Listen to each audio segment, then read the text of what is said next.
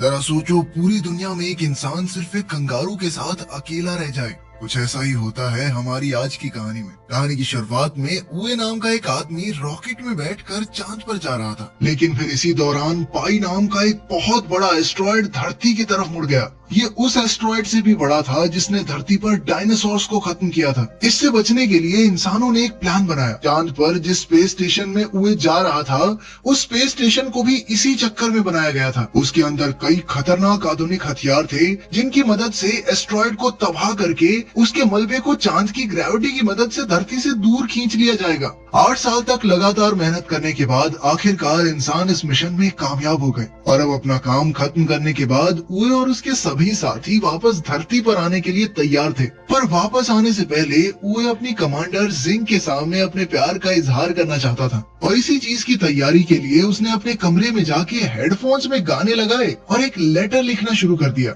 उसी वक्त जू नाम के एक एस्ट्रोनॉट ने घबराते हुए कमांडर जिंग को एक खबर दी। दरअसल ऐन वक्त पर उनके हथियारों में कुछ गड़बड़ी हो गई थी। अगले आधे घंटे में पाई एस्ट्रॉयड का सारा मलबा चांद पर गिरने वाला था। ये खबर मिलते ही कमांडर जिंग ने तुरंत ही स्पेस स्टेशन को खाली करने के ऑर्डर्स दे दिए, जिसके बाद सभी लोग पूरी रफ्तार से अपने अपने रॉकेट्स की तरफ भागने लग गए। लेकिन वहीं यूए अभी भी अपना लव लेटर लिखने में लगा हुआ था और कानों में लगे हेडफोन्स की वजह से उसे कोई वार्निंग अलार्म भी सुनाई नहीं दिया। पर कुछ ही मिनटों के बाद उसकी नजर पहले रॉकेट पर पड़ी, जिसे देखते ही वो पूरी रफ्तार से बेस स्टेशन की तरफ भागा। उस वक्त पर वहाँ 6 और रॉकेट्स मौजूद थे, जिन्हें देखकर उए को थोड़ी तसल्ली महसूस हुई। पर तभी अचानक से 5 रॉकेट्स एक साथ ही उड़ गए, जिसके बाद उए के पास सिर्फ एक आखिरी रॉकेट बचा था। उसने अपनी टीम के साथ संपर्क करने की कई नाकामयाब कोशिशें की, लेकिन फिर कोई दूसरा चारा न दिखने पर उसने अपने रोवर को पूरी रफ्तार से भगाना शुरू कर दिया। पर तभी उसके रास्ते में एक बहुत बड़ा गड्ढा आया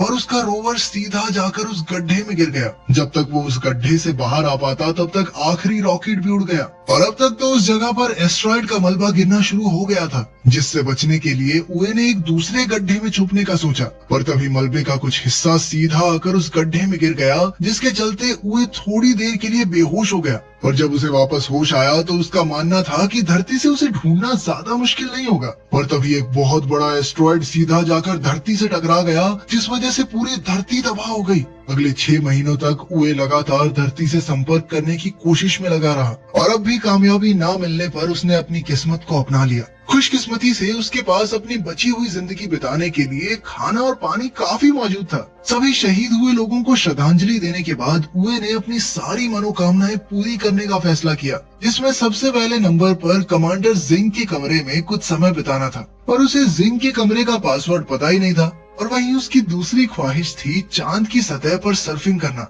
शुरुआत में तो वो बहुत बुरी तरह गिरता पड़ता रहा, पर कई दिनों तक लगातार कोशिश करने के बाद वो सर्फिंग करने में कामयाब हो गया। लेकिन अब भी उसे जिंग के कमरे का पासवर्ड नहीं मिला था और अब तो गुस्से में आकर उसने उस दरवाजे को ही उड़ा दिया, जिसके बाद उसने जिंग की एक तस्वीर के साथ डेट पर जाने का फैसला किया, जिस दौरान उससे गलती से जिंग के चेहरे के ऊपर केचप गिर गया और इसी मौके का फायदा उठाते हुए उसने जिंग की तस्वीर को किस कर लिया। और वो इस बात से अनजान था कि उस वक्त स्पेस स्टेशन की पूरी टीम उसे अपने नए हेडक्वार्टर्स से देख रही थी और उसकी यह हरकत देखकर सभी लोगों ने अपना मुंह मोड़ लिया।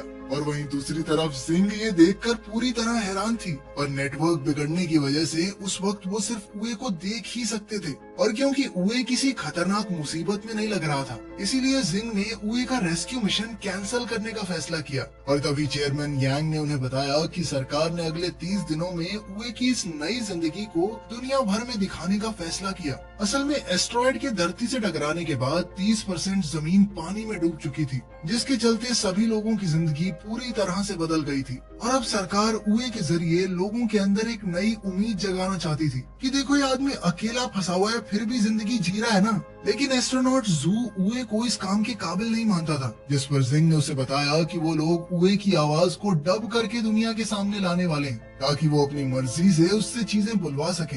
इसके बाद जिंग ने रेडियो के जरिए दुनिया के सामने उए की एक झूठी कहानी रखी, जिसके मुताबिक उसने एक क्रू मेंबर को बचाने के लिए रॉकेट में अपनी सीट छोड़ दी थी और साथ ही जिंग ने दुनिया को उए की नई जिंदगी के ब्रॉडकास्ट के बारे में भी बताया। उधर 196 दिन बीत जाने के बाद उए एक दिन अपनी एक दवाई लेने के लिए वेयर हाउस में गया और वहीं हेडक्वार्टर्स में उए की आवाज को डब करने के लिए फ्लूटिस्ट नाम के एक वॉइस ओवर आर्टिस्ट को बुलाया गया, पर उसे कोई भी स्क्रिप्ट नहीं दी गई। और इस बार जब उए वेयर हाउस में पहुंचा तो उसकी नजर एक नई और अनजान चीज पर पड़ी, जिसे शुरुआत में उए ने एक लड़की समझा और उससे बातें करना शुरू कर दिया। पर जैसे ही वो उसके पास पहुंचा तो उसने देखा कि वो एक हट्टा कट्टा कंगारू था। और उसी समय पर जब लाइव स्ट्रीमिंग चालू की गई तो कैमरा सीधा उस कंगारू के चेहरे पर चला गया और इधर सभी चीजों से अनजान फ्लूटिस्ट ने भी कंगारू के होठों के हिसाब से डबिंग करना शुरू कर दिया। जिंग ने फ्लूटिस्ट को रोकने की कोशिश की, पर तब तक बहुत ज्यादा देर हो चुकी थी और कई लोगों ने इस चीज को देख लिया था और अपनी इसी गलती के चलते जिंग और जू को चेयरमैन के सामने पेश होना पड़ा, जहां उन्होंने बताया कि उनकी रिसर्च टीम कॉन्ग नाम के कंगारू को बेस स्टेशन पर ही छोड़ आई है। और वहीं दूसरी तरफ फ्लूटिस्ट कोई असली वॉइस ओवर आर्टिस्ट नहीं बल्कि सोशल मीडिया पर अलग अलग चीजों का वॉइस ओवर करने वाला एक इन्फ्लुएंसर था। और अपनी इस गलती के बाद जिंग ने फैसला किया कि वो लोग वीडियो की डबिंग करने के बजाय उसे एक कहानी की तरह सुनाएंगे। उधर स्पेसशिप में कॉन्ग को अपने पास बुलाने के लिए उए ने एक फीमेल कंगारू का रूप लिया और जैसे ही कॉन्ग को उसकी असलियत के बारे में पता चला तो उसने उए को पीटना शुरू कर दिया, जिसे देखकर फ्लूटिस्ट जोर जोर से हंसने लग गया। इसके बाद जिंग ने सारी गलती की जिम्मेदारी अपने सर ले ली और तभी उसे एक और खबर मिली कि स्पेसशिप में कॉन्ग और उए के बीच एक फाइटिंग मैच होने वाला था। इसके बाद सभी लोग बड़े ही ध्यान से उस मैच को देखने में लग गए और तभी कॉन्ग ने अपनी ताकत दिखाते हुए उए को पेट मार के बेहोश कर दिया। उसकी इस हालत को देखकर जिंग ने उए से बात करने की कोशिश की और जब होश आने पर उसने कम्युनिकेशन चैनल पर लाइंस देखी तो वो खुशी से रोने लग गया। किसी को सुन ना पाने के बावजूद भी उसे इस बात की खुशी थी कि धरती पर लोग जिंदा हैं। आपस में समझौता करने के बाद उन दोनों ने अपने रोवर में बैठकर एक टूटे हुए अपोलो 18 के पास जाने का फैसला किया ताकि वो उसका इस्तेमाल लूनर स्टेशन पर पहुंचने के लिए कर सकें, जहां पर एक रॉकेट मौजूद था जिसकी मदद से वो वापस धरती पर चले जाएंगे। इधर उए ने अपनी पूरी ताकत लूनर डॉग को ढूंढने में लगा दी जो उए की मदद कर सकता था। इसके बाद उए ने अपना पूरा ध्यान स्पेसक्राफ्ट को फिर से बनाने में लगा दिया, जिसे देखकर सभी लोग काफी हैरान थे। और जब जिंग ने उसकी फाइल चेक की तो उसे पता चला कि असल में वो एक फ्लाइट डायनामिक्स इंजीनियर था जो कि फिलहाल मेंटेनेंस डिपार्टमेंट में काम कर रहा था। अपने 282वें दिन उए ने बताया कि उनके टूटे हुए इंजन की वजह से उनके रोवर की एक वेट लिमिट थी, जिसके चलते उसे कॉन्ग को वहीं छोड़कर आगे बढ़ना पड़ेगा। पर फिर भी कॉन्ग उसे जबरदस्ती वापस अपने बेस पर ले आया। और तभी उए को याद आया कि वो यहाँ मौजूद एक हथियार को प्रोटोटाइप इंजन की तरह इस्तेमाल कर सकते हैं, लेकिन इसमें काफी ज्यादा खतरा था। पर इसके बावजूद भी कॉन्ग उसका साथ देने के लिए तैयार था। उसकी ये बात सुनकर एस्ट्रोनॉट जू ने पूरी टीम को बताया कि ये काम हो जरूर सकता है, पर सूरज ढलने से पहले उसे बेस पर लाना काफी ज्यादा मुश्किल था, क्योंकि प्रोटोटाइप इंजन सोलर पावर से काम करता था और चांद का एक दिन धरती के 14 दिनों के बराबर होने के बावजूद भी अगर उए उसे लगातार ड्राइव करता रहा तो भी वो वहाँ तक नहीं पहुँच पाएगा। सबका मानना था कि ये काम नहीं हो सकता, पर सूरज ढलते ही उए ने उल्टी तरफ ड्राइव करना शुरू कर दिया। दरअसल वो सूरज की रोशनी से बाहर इसलिए नहीं जा सकता था क्योंकि चांद पर सूरज हटते इतनी ज्यादा ठंड हो जाती है कि वो मारा जाता। और ये देखते ही जिंग समझ गई कि उए लगातार सूरज का पीछा करने वाला है ताकि उसके पास पूरे 41 दिनों का समय हो जाए। और 28वें दिन ही कॉन्ग और उए पूरी तरह से थक चुके थे और इसीलिए उन दोनों ने एक दूसरे को आपस में रस्सी से बांध लिया था। और कई दिनों तक लगातार ड्राइव करने के बाद वो लोग आखिरकार इंजन तक पहुंच ही गए। वहाँ पहुंचते ही कॉन्ग ने लगातार एक बटन को दबाना शुरू कर दिया, पर खुशकिस्मती से वो कोई उल-जलूल बटन नहीं, बस इंजन चेक बटन था। और उसकी इन्हीं खतरनाक हरकतों की वजह से उए ने उसे काट के अंदर ही बंद कर दिया। इसके बाद वो दोनों वापस अपने बेस के लिए निकल गए, पर रास्ते में कॉन्ग का काट इंजन से अलग हो गया। और जब तक उए को इस चीज का एहसास हुआ तब तक काफी समय बीत चुका था। उए जानता था कि अगर वो कॉन्ग को लेने के लिए वापस गया तो सूरज की रोशनी उसके हाथ से निकल सकती है। उए ने एक बार तो कॉन्ग को वहीं छोड़कर आगे बढ़ने का फैसला किया और उसकी हरकत देखकर सभी लोग काफी हैरान थे। पर कुछ ही मिनटों बाद वो पूरी रफ्तार से वापस कॉन्ग की तरफ मुड़ गया और थोड़ी देर तक वापस चलने के बाद वो आखिरकार कॉन्ग तक पहुंच ही गया। पर अब सभी कैलकुलेशंस के बाद सबका मानना था कि वो लोग समय रहते वापस नहीं लौट पाएंगे। इसीलिए जिंग ने सभी लोगों को जल्द से जल्द लूनर डॉग को ढूंढने का आदेश दिया ताकि उसकी बैटरी की मदद से उए वापस अपने बेस तक पहुंच सके। इधर काफी समय से बिना सोए लगातार गाड़ी चलाने की वजह से उए और कॉन्ग दोनों ही काफी ज्यादा थक चुके थे। और तभी सूरज ढलने की वजह से अब उनके पास सिर्फ 5 घंटे की बैटरी बची थी। और तभी लूनर डॉग अचानक से एक्टिवेट हो गया, पर पावर सेविंग मोड में होने की वजह से वो उन दोनों को नहीं ढूंढ सकता था। उधर बेस से 55 किलोमीटर दूर बैटरी खत्म होने की वजह से कैबिन पूरी तरह से जम चुका था और मजबूरन उए और कॉन्ग को शिप से बाहर आना पड़ा। उधर एस्ट्रोनॉट जू ने लूनर डॉग का कंट्रोल अपने हाथ में लेकर उसे उए तक पहुंचाने का फैसला किया, पर रास्ते में ही बैटरी खत्म होने की वजह से लूनर डॉग एक बहुत बड़े गड्ढे में गिर गया, जिसे देखकर धरती पर सभी लोग बहुत निराश थे। उधर उए और कॉन्ग तारों को देखते हुए आपस में बातें कर ही रहे थे कि तभी उए एक बार फिर से जिंग की यादों में खो गया। और तभी थोड़ी देर बाद जब उसे होश आया तो उसने देखा कि कॉन्ग एक कांच की रिफ्लेक्शन का पीछा करते हुए इधर उधर भाग रहा था। इससे उए को एक आइडिया आया और उसने कॉन्ग की पीठ पर एक स्लेज बांध दिया, जिसके बाद उसकी सर्फिंग प्रैक्टिस बहुत काम आई।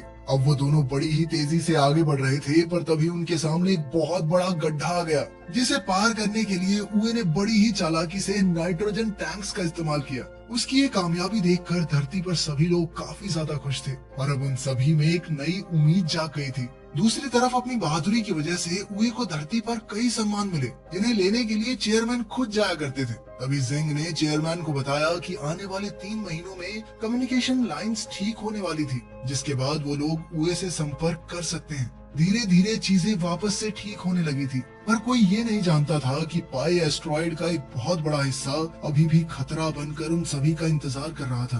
उधर उए और कॉन्ग आपस में खेल रहे थे कि तभी कॉन्ग ने गलती से कुछ तारों को छू दिया, जिसके बाद उए को स्क्रीन पर पिछली बार की तरह कुछ सिग्नल्स दिखाई दिए। ये देखकर अब उए को लग रहा था कि शायद धरती पर कोई जिंदा नहीं बचा है और शायद पहले भी कॉन्ग ने इसी तरह तारों से कुछ छेड़खानी कर दी होगी और तब वो सिग्नल आए होंगे। ये देखकर उए काफी ज्यादा उदास हो गया और उधर जिंग ने अपनी पूरी ताकत से कम्युनिकेशन लाइंस ठीक करने का काम शुरू करवा दिया। कुछ दिनों बाद उए ने कॉन्ग के लिए एक महिला कंगारू का खिलौना तैयार किया और खुद सब खत्म करने के लिए शिप से बाहर चला गया। अब उए बहुत हताश हो गया था, इसीलिए जिंग ने पूरी दुनिया को बताया कि असल में उए क्या महसूस कर रहा है और साथ ही उसने सभी लोगों से मदद मांगते हुए कहा कि अपने फोन की फ्लैश लाइट को चांद की तरफ मोड़ दें। उधर उए जहाज से दूर अपना हेलमेट खोलने ही वाला था कि तभी उसकी नजर धरती से आ रही रोशनी पर पड़ी और ये देखते ही वो अपने घुटनों के बल बैठकर रोने लग गया। थोड़ी देर बाद बेस पर वापस जाकर जब उए ने कम्युनिकेशन बटन ऑन किया तो वो आखिरकार अपने सभी साथियों को सुन पा रहा था। इन्होंने उसे धरती पर चल रही उसकी लाइव स्ट्रीमिंग के बारे में बताया, पर इसके बावजूद उए कुछ बोल नहीं रहा था। इसीलिए सभी लोगों ने जिंग को उसके सामने खड़ा कर दिया, जिसके हेलो बोलते ही वो काफी खुश हो गया। अगले कुछ दिनों तक सभी इंजीनियर्स ने उए को उसका स्पेसक्राफ्ट सही करने में मदद की, लेकिन खुश तो सिर्फ वो जिंग को देखने के बाद ही होता था। और आखिरकार स्पेसक्राफ्ट तैयार होने के बाद एक रात उए को जिंग से अकेले बात करने का मौका मिल गया, जिस दौरान उसने उए को बताया कि उसने मेंटेनेंस डिपार्टमेंट सिर्फ और सिर्फ उसी की वजह से ज्वाइन किया था। असल में उए पहले इस डिपार्टमेंट में काम करने के लिए तैयार नहीं था, पर तभी उसकी नजर पास से गुजर रही जिंग पर पड़ी और जिंग को देखते ही उसे प्यार हो गया। अब उसने सोच लिया था कि भाई चांद पे तो मैं जाके रहूंगा, इस बंदी के साथ रहना है तो रहना है। जिसके बाद वो मेंटेनेंस डिपार्टमेंट में छोटा सा काम करने को भी तैयार हो गया। उसकी ये बात सुनकर जिंग ने भी उसे बताया कि उस दिन रॉकेट में बैठते वक्त उसने उए को भागते हुए देख लिया था, और अफसोस वो उस वक्त उसका इंतजार नहीं कर सकती थी। उनकी इस बातचीत की वजह से किसी का भी ध्यान धरती की तरफ बढ़ रहे एस्ट्रॉइड के ऊपर नहीं गया। अगले दिन कॉन्ग और उए अपने घर वापस आने के लिए पूरी तरह तैयार थे और अपनी टीम की मदद से उन्होंने आखिरकार स्पेसक्राफ्ट को सही सलामत लॉन्च भी कर लिया, जिसे देखकर सभी लोग काफी ज्यादा खुश थे, क्योंकि उए और कॉन्ग चांद पर 923 दिन बिताने के बाद आखिरकार स्पेस स्टेशन में पहुंच गए थे। और तभी जू ने एक अर्जेंट मीटिंग बुलाकर सभी को पाई के उस बड़े हिस्से के बारे में बताया जो तेजी से उनकी तरफ बढ़ रहा था। और वहीं चेयरमैन का मानना था कि सिर्फ एक ही आदमी उन्हें इस खतरे से बचा सकता है, क्योंकि उसके जहाज का इंजन अपने आप में एक हथियार था। वो आदमी कोई और नहीं बल्कि उए ही था। ये सुनते ही जिंग ने कंट्रोल रूम में जाकर लाइव स्ट्रीमिंग को बंद कर दिया, जिसकी वजह से सभी लोग काफी हैरान थे।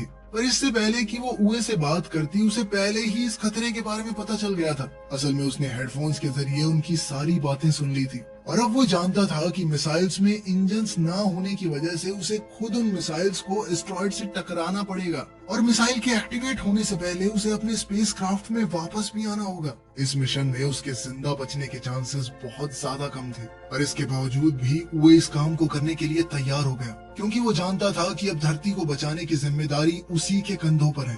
और साथ ही उसने जिंग को कहा कि अगर वो मर गया तो अपने लिए किसी और को ढूंढ ले, क्योंकि वो उसे अकेले उदास जिंदगी बिताते हुए नहीं देखना चाहता। उए के हामी भरते ही धरती पर सभी लोगों को अंडरग्राउंड बंकर्स में जाने के आदेश दे दिए गए। इसके बाद उए ने सबसे पहले कॉन्ग को उसकी सीट से बांध दिया ताकि वो सही सलामत धरती पर पहुंच सके, लेकिन कॉन्ग अपने दोस्त के साथ ही रुकना चाहता था। दोनों के अलग होते ही उए का सामना कई सारे पत्थरों से हुआ और उन्हीं में से एक पत्थर से टकराने के बाद उसका स्पेसक्राफ्ट गोल गोल घूमने लग गया, जिसे रोकने के लिए उए ने अपने कंपार्टमेंट को क्राफ्ट से अलग कर दिया। जिसके बाद मिसाइल्स तो एकदम ठीक थी, पर अब उनका इंजन अलग हो चुका था। तभी जिंग ने उसे बताया कि पाई का वो हिस्सा उसके करीब से होकर गुजरने वाला था और वो किसी भी हाल में उए की बलि नहीं चढ़ाना चाहती। पर ये बात सुनते ही उए ने उसे बताया कि उसे अभी सिर्फ धरती को बचाने के बारे में सोचना चाहिए, और साथ ही उए ने अपने जहाज को एस्ट्रॉयड की तरफ मोड़कर लाइव स्ट्रीम को शुरू करने को कहा। इसके बाद उसने मिसाइल्स को डिटैच करते हुए सबके साथ के लिए उनका धन्यवाद किया। साथ ही उसने सबको बताया कि वो हमेशा सोचता था कि या तो आगे वाले मरेंगे या फिर पीछे वाले, बीच में काम करना एकदम सेफ है, लेकिन आज वो धरती और उस एस्ट्रॉयड के बीच में खड़ा हुआ था। इसके बाद वो जिंग का पसंदीदा गाना गाते हुए पूरी रफ्तार से एस्ट्रॉयड की तरफ बढ़ने लग गया, जिसे देखकर जिंग के साथ साथ सभी लोग रो रहे थे। उसके एस्ट्रॉयड के पास पहुंचते ही जिंग ने मिसाइल्स का बटन दबाने की नाकामयाब कोशिश की, और उस वक्त उसके दिमाग में सिर्फ उए के साथ बिताए हुए कुछ पल ही घूम रहे थे। पर तभी उए ने उसे उसकी जिम्मेदारी याद दिलाते हुए बटन को दबाने को कहा, जिसके कुछ ही सेकंड बाद एक बहुत बड़ा धमाका हुआ और वो एस्ट्रॉयड छोटे छोटे टुकड़ों में बिखर गया। वो छोटे छोटे टुकड़े धरती से टकराते हुए तारों की तरह लग रहे थे, जिन्हें लाखों लोगों के साथ साथ कॉन्ग भी देख सकता था। अभी भीड़ में मौजूद एक लड़के ने अपनी छोटी बहन को बताया कि आज वो लोग अपने घर सिर्फ मून मैन की वजह से जा पाएंगे।